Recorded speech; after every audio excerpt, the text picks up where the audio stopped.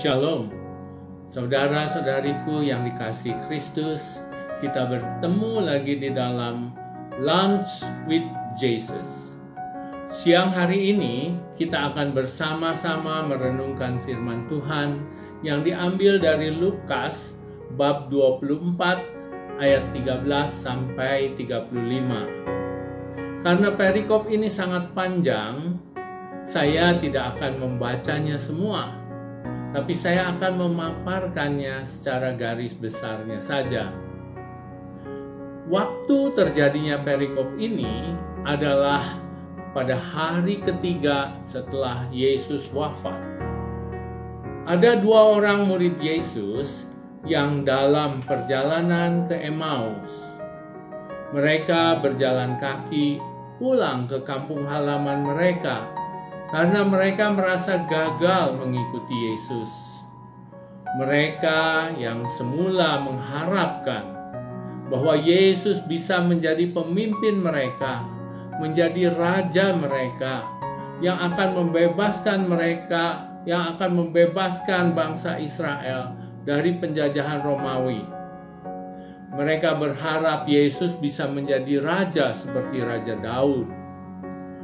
Tetapi karena pada waktu itu Yesus disalibkan oleh orang-orang Romawi atas permintaan tua-tua Yahudi, para ahli Taurat, orang-orang Farisi dan Saduki, mereka sungguh-sungguh merasa gagal, kecewa, putus harapan, putus asa.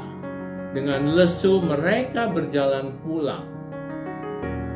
Tapi di tengah-tengah perjalanan mereka bertemu dengan seseorang yang sepertinya tidak mengetahui adanya peristiwa yang menggemparkan tentang penyaliban Yesus ini.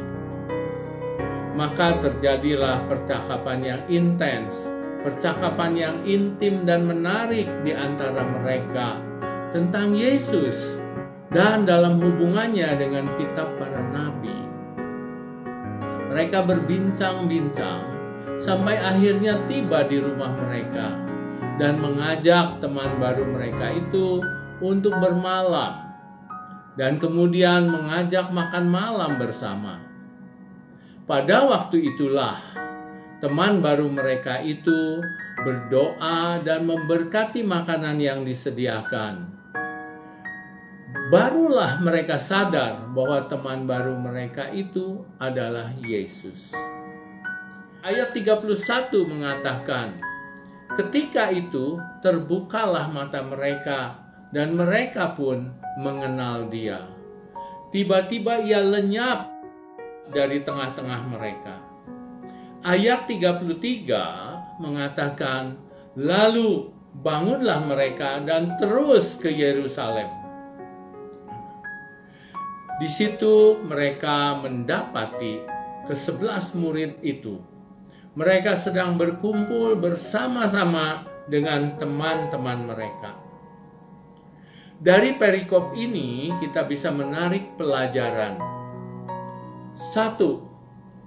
Mata hati kita bisa dibutakan oleh rasa kecewa, putus asa, merasa mustahil, merasa galau, sehingga kita tidak bisa lagi mengenal Tuhan. Kita merasa bahwa Tuhan tidak ada lagi bersama dengan kita dalam perjalanan hidup kita. Bagaikan perjalanan dua murid Yesus ke Emmaus. Padahal sebetulnya Tuhan selalu menyertai kita. Bahkan Ia selalu mengingatkan kita akan firman-firman-Nya, akan janji-janjinya, akan kasih-Nya kepada kita. Percayalah akan Dia, percayalah pada Dia. 2. Datanglah pada ibadah-ibadah, khususnya Ekaristi atau Misa. Kita makan bersama Dia, kita menerima tubuh dan darah-Nya, kita mendengarkan firman-Nya.